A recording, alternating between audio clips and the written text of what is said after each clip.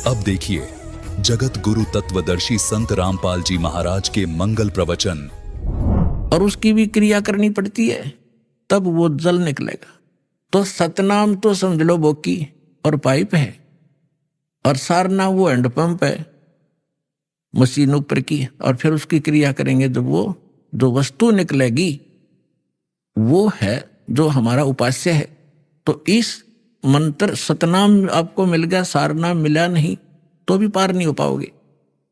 लेकिन बात बहुत लवा लागेगी, इस सतनाम लेकर भी आपकी मृत्यु होगी, डरना नहीं किसी वस्तु उस कारण से।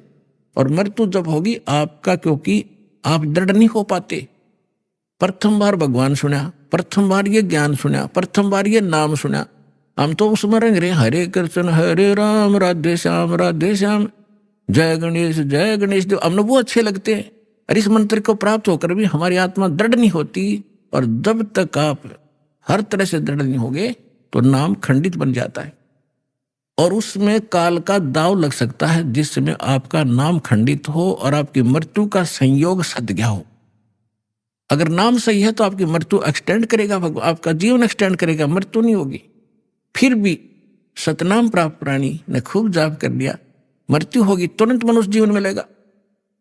और 2-3 वर्ष के बाद उसको यही नाम बचपन से शुरू होगा और सार नाम मिलेगा और पार हो जाएगा। असंग जन्म हो गया अपना भटकता ने अपने आत्मा। सौभाग्य उन प्राणियों का जो अपने केवल रोग के लिए ही यहाँ आते कटवाने के लिए। अब रोग तो भगवान के आगे कुछ है ही वस्तु नहीं, 2 मिनट में ठीक करें ये सारे संसार के रचनहार 1 मिनट में। जब गोरखनाथ जैसे मुर्दे जिंदा कर सकते हैं, ये क्या नहीं कर सकता, एक सोचने की बात है। ये समझ सकती है, 1 सेकंड में सब कुछ कर सकता है, लेकिन हमारा विश्वास दृढ़ नहीं होता। फिर भी जैसे यहाँ नाम लिया, आपको भक्तों के से सुनते हो, मुझे ये लाभ हुआ, मुझे ये लाभ हुआ, मुझे ये ठीक हो गया, तो उस आत्मा का दृढ़ विश्वास होता है जो केवल रोग निवारण के लिए आए हैं, संकट निवारण के लिए। उन्होंने मंत्र लिया और उसका खूब जाप करेंगे। यहां से जाते ही क्या होगा, काल के दूत चारों तरफ से भेज दिए जाएंगे। वहां क्या रखा है, चल तुझे वहां झाड़ा लगवाते हैं, वहां क्या रखा, वो बड़े संत वहां ले चलते हैं। तो पुण्यात्माओं, इस कारण से वो नाम खंडित होने से वो मृत्यु को प्राप्त हो जाता है जो यहां आया था, नाम खंडित होने से। अब फिर भी उसको इतना लाभ मिलेगा, क्योंकि वहां तो लाभ होना नहीं था, वो तो नाश कर दिया, उसके भक्ति बदनाश कर दी और आगे कुछ मिलना ही नहीं था, वहां धक्के खा ही रहे थे हम। फिर भी उस प्राणी को इतना लाभ होगा, उसको तो मालूम नहीं, ना उसके साथ आने वालों को इतना ज्ञान, वो भी नहीं सोचेंगे यूं मर गया हम जावा को नहीं, वहां पर इसकी मृत्यु होगी। लेकिन वो ना आओ, लेकिन उसके लिए कल्याण हो गया उसका। उसने नाम ले लिया, मृत्यु होगी, या मृत्यु तो वह एक्सीडेंट में हो जाए जब के कर ले, तो तुरंत मनुष्य जीवन मिलेगा उस प्राणी को। तो पहला मंत्र भी प्राप्त कर लिया और 10-20 मंत्र भी उसने जाप कर लिए, मनुष्य जीवन गारंटीड है। और मनुष्य जीवन मिल गया तो फिर यहाँ आएगा, भक्ति बीज बू गया उसके अंदर, और उस अगले जन्म में पार हो जाएगा। ये तो संग जन्म हो गया, मरते और जन्म त्याने। तो पुण्यात्माओं, दृढ़ रहोगे तो रोग भी कटेगा, ऐसा जीवन में मोक्ष होगा। और कारण यह है कि अभी हमारी संख्या कम है, काल से प्रेरित, अज्ञान से प्रेरित जनता घनी है, वो आपके नामों को खंडित करवाए बिना छोड़ती नहीं। लेकिन फिर भी दास की कोशिश है कि ज्ञान इतना दृढ़ कर दूं आपको कि डगमग ना हो सको, तो जल्दी काम बन जाएगा।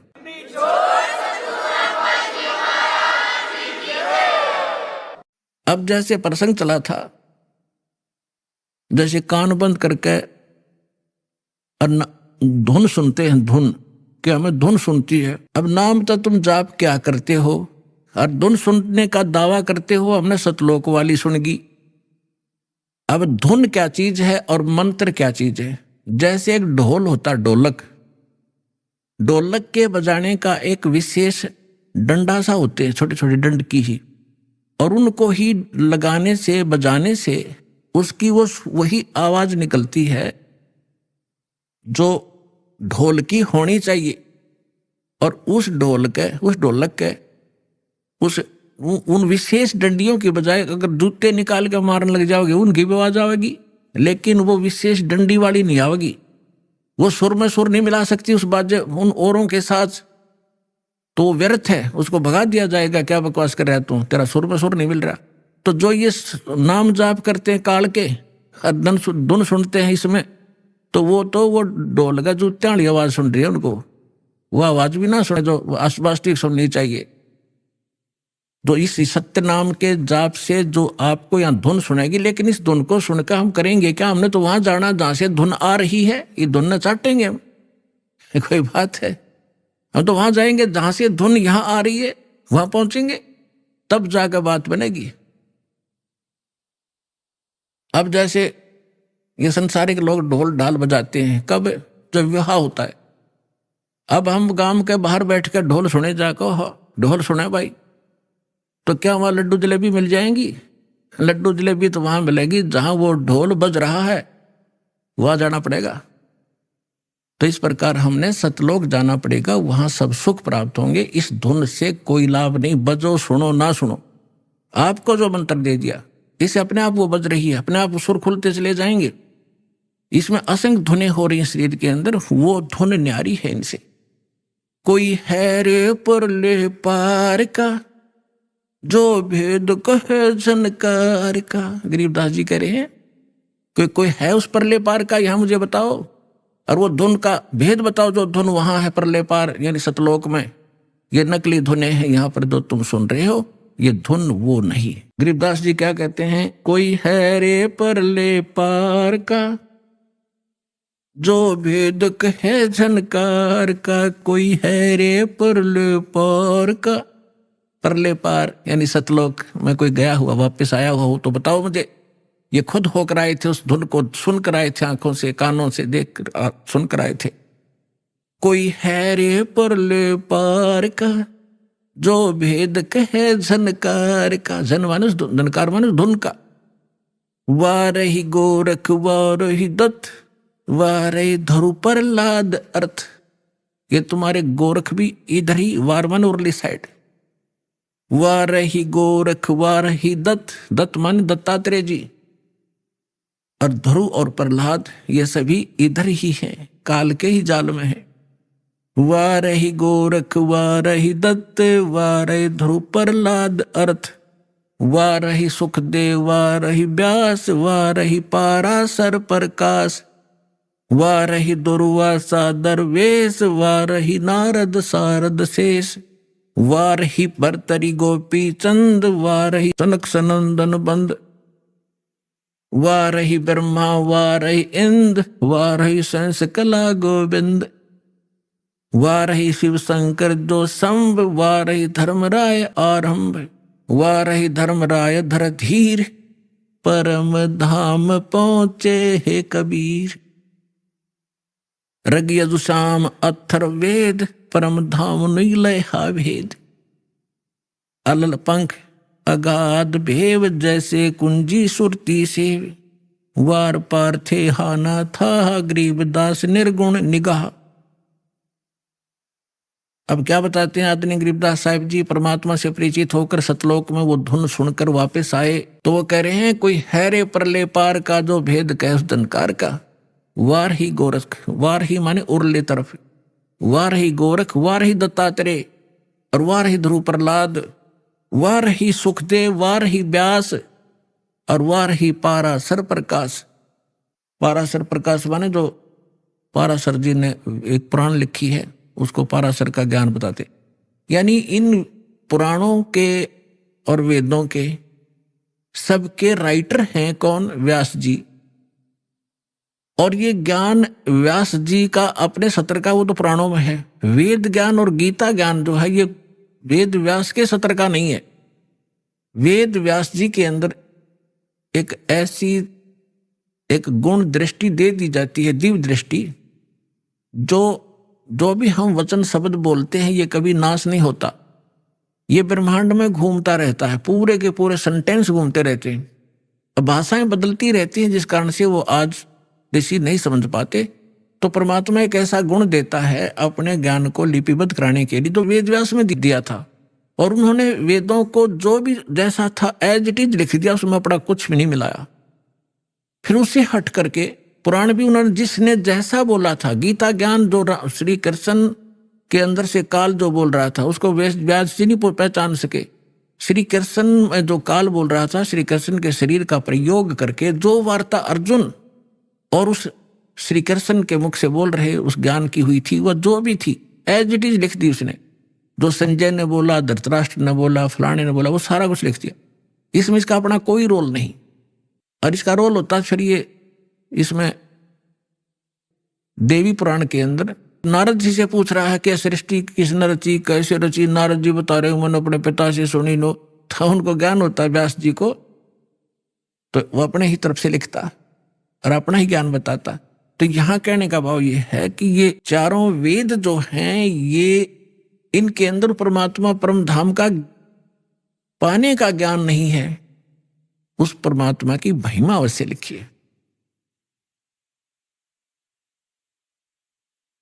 तो इसके लिए क्या बता रहे हैं, धर्मराज दरबार में देई कबीर तलाक, मेरे भूले चूके हंस को तू पकड़िए मत कजाके। आदरणीय गरीबदास साहिब जी 10 वर्ष के बालक थे, अपने ही खेतों में अपने ही गऊओं को चरा रहे थे। उसके साथ और भी बहुत से उनके कुछ नौकर, क्योंकि गरीबदास जी के जो पिताजी थे बहुत बड़े किसान थे, लगभग 1300-1400 एकड़ जमीन थी। वो अपने ही खेतों में लगभग 100-150 गऊओं को चरा रहे थे। और भी गांव के कुछ निर्धन व्यक्ति अपने गऊओं को भी उन्हीं के खेतों में हरी चराया करते थे, वो वहां पाली गवाले थे। तो सतलोक से परमात्मा आए एक जिंदा महात्मा के रूप में, और वहां एक कुंवारी गाय का दूध निकाला। परमात्मा ने कुंवारी गाय का दूध पिया, गरीबदास जी को मंत्र दिया प्रथम और वो दूध पिलाया। उसके बाद गरीबदास जी को लेकर के उनकी आत्मा को ऊपर ब्रह्मांड सब दिखाकर, ब्रह्मा विष्णु महेश धर्मराज का सब दिखा करके सचखंड ले गए। पीछे से आदरणीय गरीबदास साहिब जी 10 वर्ष के बालक को मृत जानकर चिता पर रख दिया था। अंतिम संस्कार करने वाले थे, उसी समय परमात्मा ने आत्मा को ऊपर से पूर्ण रूप परिचित करा के, सारा ज्ञान दिखा के, अपनी समर्थता से परिचित करा के वापस छोड़ दिया।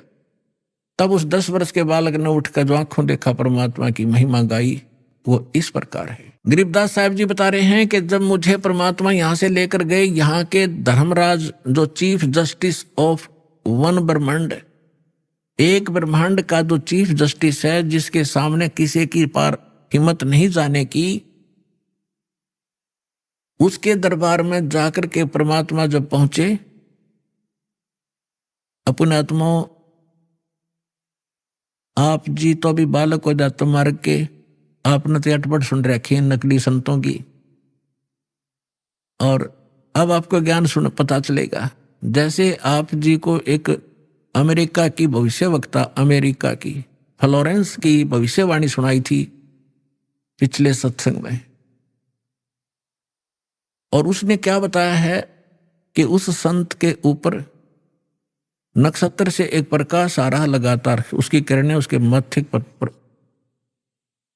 निरंतर बरस रही है।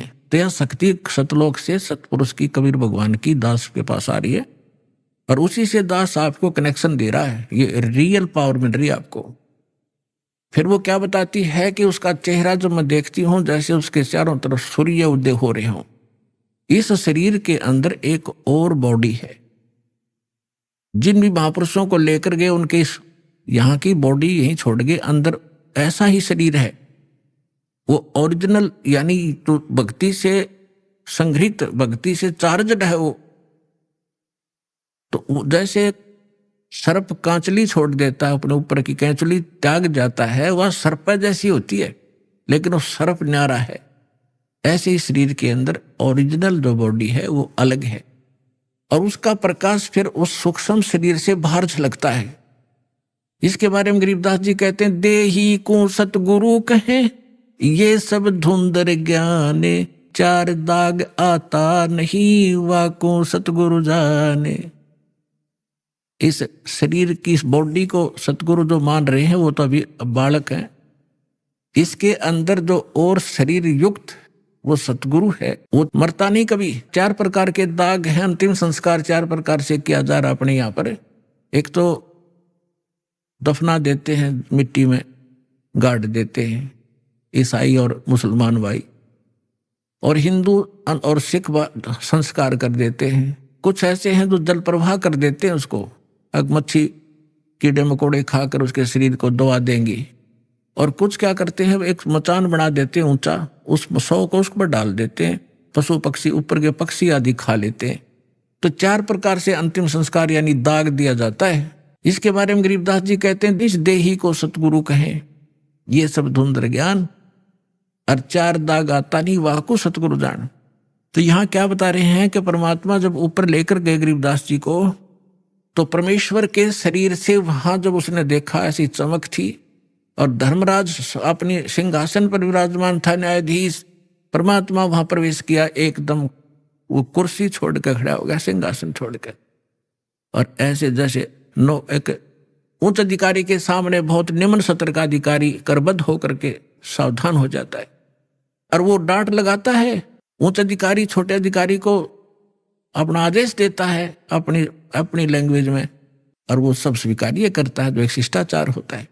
तो क्या कहते हैं, धर्मराज दरबार में देई कबीर तलाक, मेरे भूले चूके हंस को तू पकड़िए मत कजाक। हाय, जिस धर्मराज के सामने ब्रह्मा विष्णु महेश की हिम्मत नहीं जाके को अपशब्द बोल दे, ये तो आप यही देख लो, अपने चीफ जस्टिस के सामने प्रधानमंत्री की हिम्मत नहीं उसको जाके कुछ वहां, और उस प्रधानमंत्री के सामने भी सिंहासन नहीं छोड़ेगा चीफ जस्टिस। हाँ, राष्ट्रपति जब जाएगा उसने सिंहासन छोड़ना पड़ेगा राष्ट्रपति के लिए, हमारे राष्ट्रपति इतने सर्वमान्य होते।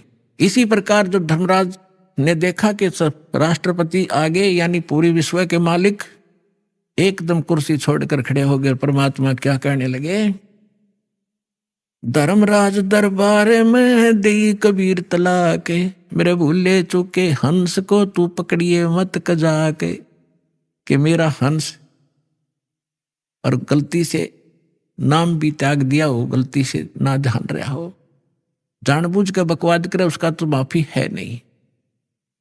और किसी कारण से भी आपको ने नाम ले रखा है और आपका ना ध्यान रहा, फिर छोड़ छाड़ गए कुछ दिन, तो जब आपकी मृत्यु होगी तो परमात्मा कहते हैं आपको वहां ले जाया जाएगा धर्मराज के पास।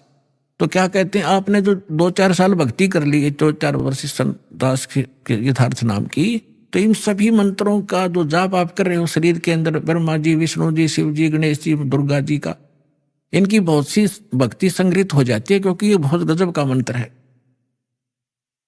इसके आधार से फिर आपको विष्णु जी के लोक में कुछ दिन जाना पड़ेगा, वहां पर पुण्य खत्म करोगे, फिर वहां से पुण्य खत्म होते ही आपको ब्रह्मा जी के लोक में भेज देंगे, वहां देवता बन करोगे, फिर विष्णु जी के लोक में, फिर शिव जी के लोक में, अपनी सारी पूंजी नाश करके, और फिर नरक लोक में। तो वहां जब धर्मदास जी को परमात्मा धर्मराज के दरबार में धमका रहे थे कि मेरे भूले चूके हंस को भी तो पकड़िए मत कजाक, खबरदार मेरे हंस को तूने, जिसने न्यू कह दिया कि मैं कबीर साहब का उपदेश ले रखा था, और आपको पता ही होगा वो कौन सा नाम जाप कर रहा है, उसकी भक्ति से पता लग जाएगा, तो उसको पकड़ना नहीं।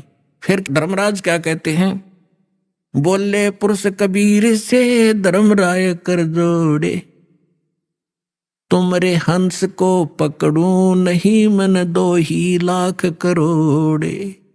ने बोला जी आपके हंस न मैं नहीं पकड़ सकता, मैंने दोहाई है, लाख करोड़ दोहाई।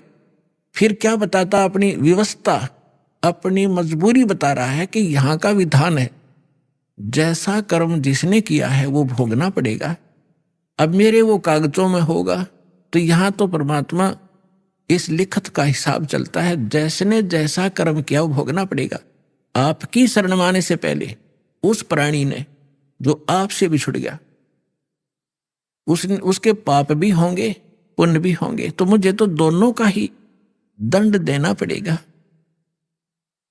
तो परमात्मा क्या कहते हैं, मदहारी जारी नरा और भांग तमाकू खाई, यानी पहले कितनी गलती कर रखी है इसने। मद आहारी शराब पीने वाले, यानी और भी बहुत सी गलतियां जो कर दी हों, तमाकू भांग खाते हों, और पर्दा राग पर घर तकें, दूसरे की पत्नी में पूरी नीयत रखते हैं, दूसरे के घर को तकते हैं, यानी चोरी दाव लगाते हैं, उनको पकड़ूं के नहीं, आपकी शरण माने से पहले जिन्होंने जो गलतियां ये कर रखी हैं दाता, उनको पकड़ूं के नहीं। मदहारी जारी नरा जो भांग तमाखू खाही, पर दारा पर घर तकें जिनको लो अकनाही। धर्मराय विनती कर सुनियो पुरुष कबीर, हे भगवान कबीर सुनियो, जिनको तो पकड़ने पड़ेंगे और जड़नी पड़े जंजीर। अब परमात्मा क्या कहते हैं,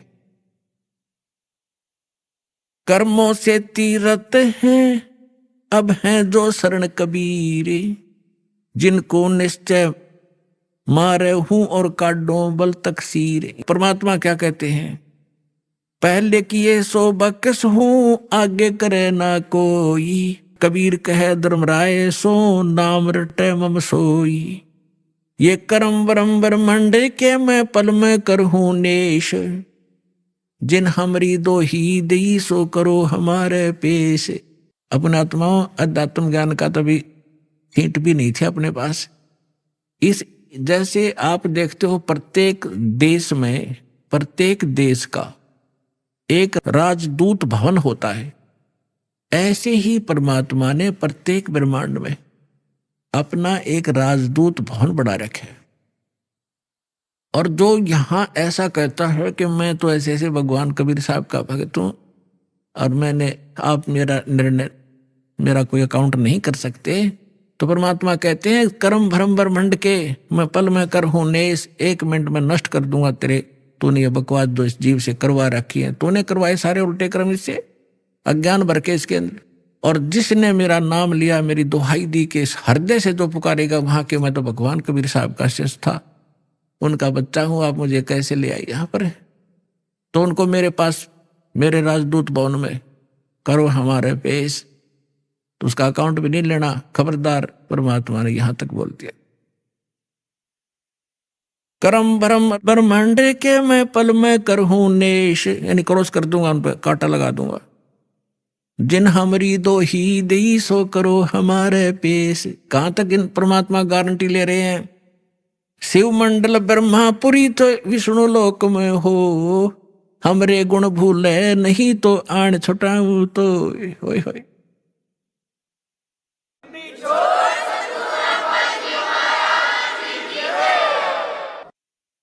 पुणात्माओं, आप ऐसे समर्थ की शरण में आगे हो, आपका कोई कुछ नहीं बिगाड़ पाएगा, लेकिन आप सावधानी बरतना, दृढ़ रहना, संसार के इस बहाव में बहना नहीं। तो कितनी गारंटी दे रहे परमात्मा। जैसे दास बहुत बार बताता है, शिव मंडल ब्रह्मापुरी में कौन जाओगा, वो भोला जाएगा जिसने 1-2 वर्ष 4 वर्ष या नाम लेकर सारी साधना कर ली, वो उसका पुण्य इकट्ठा हो गया प्रत्येक मंत्रों का। अब वो फिर उसको काल कैसे ठगेगा, विष्णु लोक में जाएगा, विष्णु जी के मंत्र आपको दिए जाते हैं, इतना गजब का मंत्र है। एक का मंत्र का घना लाभ रहता, 108 डेली करते हो, तो वहां जाके विष्णु के लोक में आपका अलग से व्यवस्था की जाएगी। इतने धनी हो गए आप इस मंत्र से, और विष्णु के लोक में देवता बन जाओगे। रेस्ट हाउस में वहां रेस्टोरेंट बना रखा है जैसे स्वर्ग के, इसका वहां रहोगे और जेब कटेगी आपकी। और आपका वहां ये गुण याद आ जाए कि हम तो गलती कर गए, हमने तो पूंजी अपनी खराब नहीं करनी थी, हमने तो इस सतलोक जाना था, या गलती बन गई। कहते वहां भी अगर हृदय से पुकारेगा दो व्यक्ति, जो गुरुद्रोही ना हुआ हो, गुरुद्रोही वो होता है नाम भी छोड़ जा और गुरु जी की निंदा करता अंडे जगह जगह घूमे, वो उसका तो नाश परमानेंट हो गया, वो तो खत्म सदा के लिए, कभी मनुष्य जीवन भी नहीं पाएगा आगे से, बहुत युगों तक। और जो वैसे अनजानपने में या गफलत काल करवाई देता कोई ना कोई, वो व्यक्ति, और वहां जाके इस ज्ञान से उसको जरूर आभास होगा कि हमने तो वहां जाना था और यहां हम के बन गए। पुण्यात्माओं, आप देखना, मन की बकवाद है चाहे आप प्रधानमंत्री बन जाइयो, फिर भी आत्मा भूखी नजर आओगी आपको कि कोई और वस्तु और है जो इसे हटकर भी चाहिए हमें। तो वहां जाकर के वो आभास होगा कि हमने तो वहां जाना था और ये तो हमने ये सुविधाएं प्राप्त नहीं करनी थी, ये तो हमारा नाश हो रहा। कहते वहां भी तो हृदय से पुकारेगा परमात्मा, कबीर जी हे सतगुरु, गलती बन गई मुझ नीच से, छुटवाओ मुझे। कहते शिव मंडल ब्रह्मापुरी ते विष्णु लोक में हो, हमरे गुण भूला नहीं तो आण छुटाओ तो तुझे वहां से छुटवा लाऊंगा। और फिर पुनः जैसे ही भक्ति युग चल रहा होगा तो पुनर्जन्म दिवा देंगे, और भक्ति युग समाप्त होने के बाद तो फिर बात गड़बड़ हो जाती है उसको भी। लेकिन जैसे फिर भी मालिक ने छुटा लिया, कहाँ रखेंगे? राजदूत भवन में रखेंगे, और वहां आपकी पूंजी को नाश नहीं होने देंगे, क्योंकि वहां भगवान के दरबार का, भगवान से फ्री सारा वस्तु मिलेगी आपको। लेकिन फिर आपको पुनः फिर जन्म दे देना पड़ेगा, क्योंकि मोक्ष तो यहीं से होगा। तो फिर नए सिरे भक्ति करोगे, गुरु के प्रति श्रद्धा रखोगे, ये सारी मर्यादा रखोगे, तो काम बहुत बढ़ गया। फिर आपका पृथ्वी पर जन्म दिया जाएगा तो आपके अंदर वही तीनों गुणों का दबाव होगा। आपके साथ इतने गजब के पुण्य होगे, आप पूरी पृथ्वी के राजा बन जाओगे। राजा बनोगे, फिर भगवान आएंगे, समझाएंगे, रे क्या कर रहा है, ये रास्ता ठीक नहीं, तो को नहीं सुनोगे आप।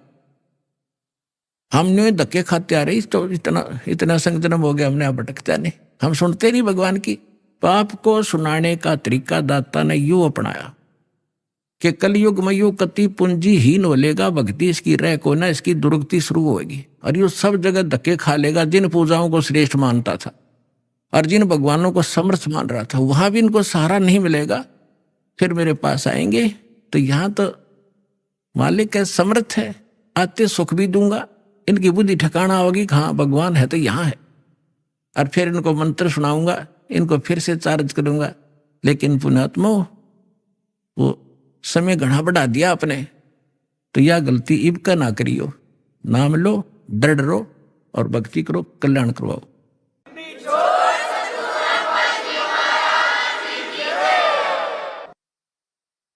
परम पिता परमात्मा पूर्ण ब्रह्म सर्व सृष्टि रचनहार कबीर देव कबीर परमेश्वर जी की असीम रजा से आप चंद पुण्यात्माएं परमात्मा की महिमा सुनने के लिए उपस्थित हुए। जिन पुण्यात्माओं पर परमात्मा की विशेष रजा होती है, उन्हीं को इतना समय मिलता है, अन्यथा ये काल भगवान इस प्राणी को अपने जाल में ऐसे तरीके से फंसा चुका है कि इस जीव को मृत्यु तक ये आभास नहीं होता कि मैं कर क्या रहा हूं, मुझे करना क्या चाहिए था। जिस संपत्ति को मैं जोड़ रहा हूं, जिस परिवार को मैं अपना मान बैठा हूं, जिस स्थान को मैं अपना समझता हूं, इसमें मैं रहूंगा कितने दिन। फिर हमारा एक ऐसा समाज बना दिया, हम उस परंपरा को देखकर संतुष्ट हो जाते हैं कि ये सबके साथ ऐसा ही हो रहा है, मृत्यु हो जाती है, कभी भी मर जाते हैं, कोई बात नहीं, चलेगा, क्योंकि हमारे पास कोई विकल्प नहीं था। अब परमात्मा स्वयं आए, यथार्थ ज्ञान हमें बताया, तो हमारी कुछ आंखें खुली, क्योंकि ज्ञान से ही एक सतर्कता आती है, ज्ञान से ही रुचि बनती है, ज्ञान से ही दिशा बदलती है। और ज्ञान अधिकारी के मुख से उच्चरित होगा तो वो असर भी करता है। यहां पर लाखों की संख्या में ऐसे श्रद्धालु हैं जो शराब पीते थे, तमाकू सेवन करते थे, बीड़ी सिगरेट हुक्का के माध्यम से, और वो नहीं छोड़ पाते थे। ये शिक्षा माता पिता और भी सभ्य समाज के लोग कहा करते हैं कि भी शराब नहीं पीनी चाहिए, तमाकू नहीं पीना चाहिए, अच्छी बात नहीं, लेकिन वो खुद भी पी रहे होते हैं। तो कहने का तात्पर्य है कि ये काल भगवान, ये ब्रह्म, ज्योत स्वरूपी निरंजन, जिसको ऋषि महर्षि ब्रह्म कहा करते थे, और वो ब्रह्म साधना करके अपने आप को सबसे सुपीरियर माना करते थे, इसने इस जीव को ऐसे ढंग से फंसा लिया और ये विकार ज्यादा करवाता है। इसने अपना एक मन एलिमेंट छोड़ दिया आत्मा के साथ में। आत्मा को आवश्यकता है परमात्मा की, परमात्मा की महिमा की, परमात्मा के गुणगान हो, इसको उसकी आवश्यकता है। और ये मन इसके ऊपर प्रधान बना दिया, इसको डरा धमका के रखता है, भयभीत रखता है और विकारों की तरफ घसीट ले जाता है। विचार करने की बात है, तम्बाकू कोई पीने की चीज है? तम्बाकू इस शरीर को कार्बन डाइऑक्साइड की बजाय ऑक्सीजन की आवश्यकता है, और ये इसमें कार्बन डाइऑक्साइड इसमें प्रवेश करवाता है हुक्का, बीड़ी, सिगरेट के माध्यम से, और जिसके कारण आत्मा मलिन होती है, मन में विकार पैदा होते हैं, स्वभाव ठीक नहीं रहता। और स्वभाव ठीक नहीं रहेगा तो हम एक दूसरे के साथ छोटी सी बात पर भिड़ पड़ेंगे, लड़ पड़ेंगे, लट्ठम लट्ठा, तमोगुण बन जाते हैं। फिर शराब कोई पीने की चीज है जिसको पी के बेसुध हो जावा इंसान, और मांस कोई खाने की वस्तु है। अब हम कितनी स्पीड से इन बुराइयों को ग्रहण कर रहे हैं। तो काल ये चाहता है कि ये आत्मा परमात्मा की है और ये हमारे साथ प्रतिशोध ले रहा है। इस नालायक ने गलती खुद करी और फिर गलती हमने करी कि हम इसके साथ आ गए, इसके ऊपर आसक्त होकर के। इसने वहां ऐसी गलती करी जो ऐसे सच्चे लोक में अलाउड नहीं। एक युवा लड़की के ऊपर बदनीयत की, और जिसका दंड इसको मिला कि वहां से निष्कासित किया गया। हम इसके साथ पहले ही चिपक चुके थे तो हम भी यहां फंस गए। तो इसने गलती स्वयं की और अक्षुब्ध भगवान से हो गया। हम उसके बच्चे परमात्मा के इसके साथ आ गए। इसने हमारी वो दुर्गति कर रखी है जिसमें आपकी या भांग उतर जाएगी, या काल की भांग, जिसको तुम एक श्रेष्ठ काम समझ रहे हो, कोठी बनाना, बंगले बनाना। अभी आपने सुने संत रामपाल जी महाराज के मंगल प्रवचन।